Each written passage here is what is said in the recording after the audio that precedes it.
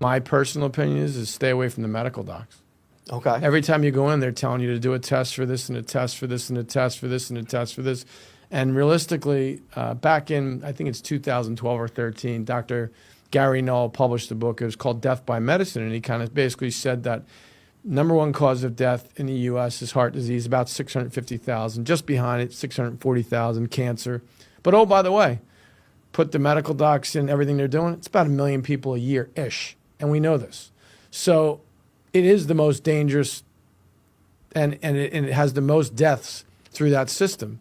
So when you go there and you think that you're getting some kind of preventative care, it's not. It's possibly maybe early diagnosis. For instance, one CT scan, and I know this because I was just reviewing it with a patient. Obama did some kind of research on what's causing cancer. And he commissioned a bunch of people around the world and said, check it all out. What are the environmental causes? Because again, it's not genetic. So what are the environmental causes? Well, they narrowed it all down, and they basically said that it comes down to radiation. And one CT scan is equivalent to about 400 x-rays.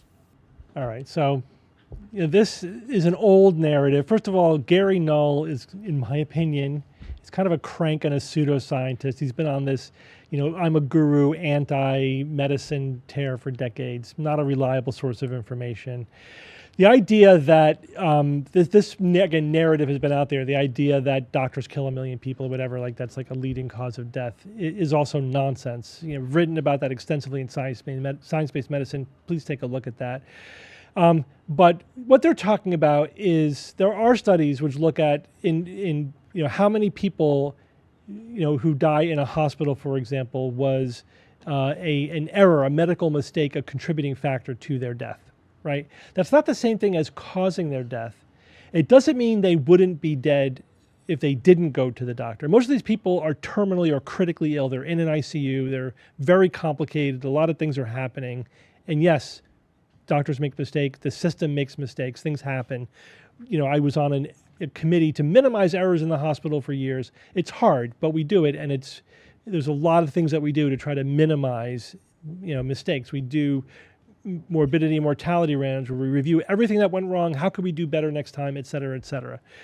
So yeah, like we're well aware of this. This is baked into the system. We evaluate it all the time, which is why this data exists. But it's not the same thing as saying that doctors kill 1 million people or that they would not have died were it not for medical interventions, et cetera, et cetera. We know from the evidence, and this is pretty much everything that we do, we study to say people are going to be better off with this intervention than without this intervention, right? Everything we do, we study specifically to answer that question. This is more benefit than harm, meaning that you're more likely to be healthy, to have a good outcome, to survive, whatever, with the intervention than without the intervention. He talks about CT scans. Yes, CT scans involve a lot of radiation. We know that. That's also baked into our evaluation and assessment about when to do a CAT scan. CAT scans do convey a little bit of risk because of the X-ray. Again, he exaggerates and distorts everything. Cancer doesn't all come down to radiation. There's many risk factors for cancer. Radiation is actually a kind of a minor one. Getting an X-ray, for example, is about the same radiation exposure as flying in a plane.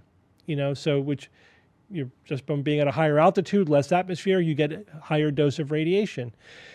So that's pretty low risk. CAT scans are more. So we take them very seriously. You shouldn't do a CAT scan unless it's indicated, unless the benefit of the CAT scan outweighs the risk.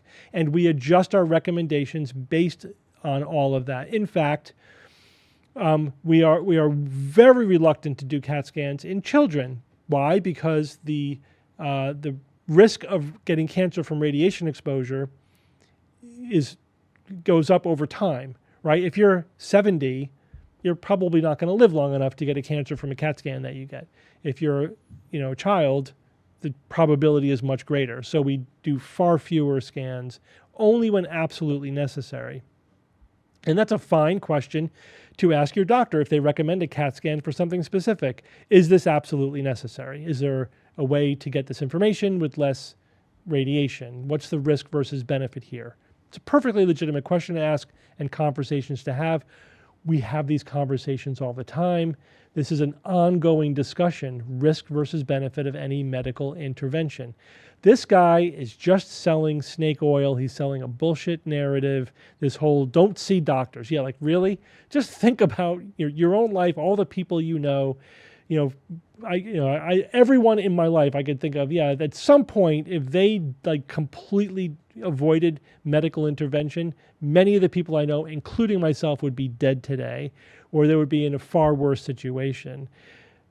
It just nothing, just this kind of simplistic countercultural kind of narrative usually is nonsense. Don't buy it. Think about these things critically.